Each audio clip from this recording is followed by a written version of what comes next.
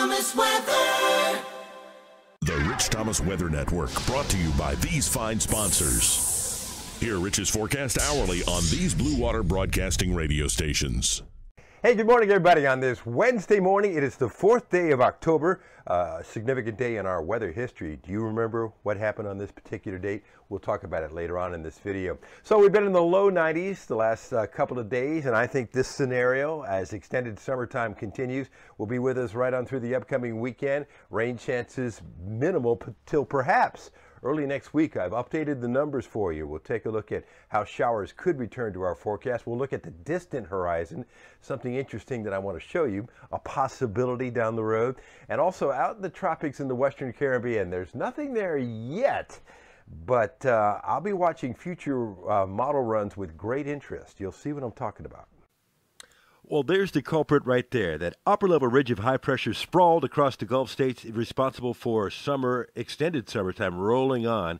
We had lower 90s on Tuesday and Wednesday. I think we're easily 92, 93 today and again tomorrow across the area. So, yeah, it's October, but it's summertime. Lots of sunshine. Rain chances are just about minimal. Low temperature tonight around 70. Easterly winds 48 miles per hour. And tomorrow we'll do it again. Lower 90s again. We even see high pressure parked off at the surface off the southeastern coast. And over the weekend, that big upper high shifts to the Carolina coast, but it's very strong and still influencing our weather. So even on Saturday, I think the rain chances are small, and we're going to be hot for October with high temperatures 90 or above for if you're going to the fair or if you're going to those football games over the weekend.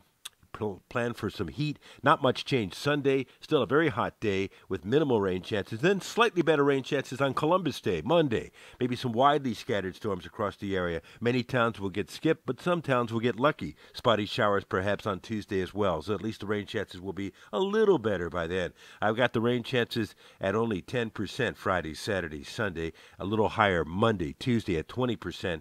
With lower 90s right on through the upcoming weekend. Just amazing for October.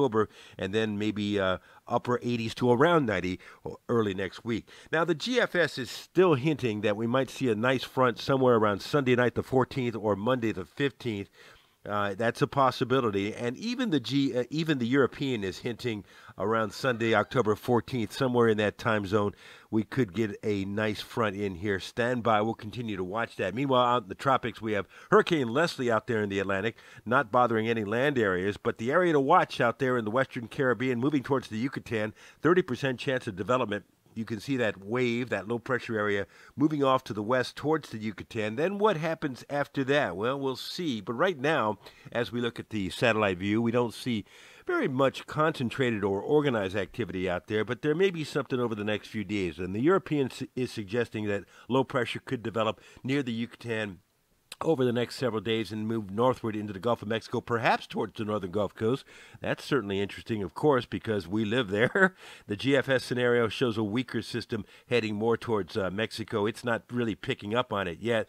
You know, it was on this date 23 years ago that we woke up to almost a Category 5 hurricane. That was Opal. Came ashore as a Category 3 that evening, and boy, oh boy, it came right through the spine of Alabama with came on shore with 115-mile-an-hour winds, and the winds gusted to over 90 miles per hour in Montgomery. There's the track of Opal.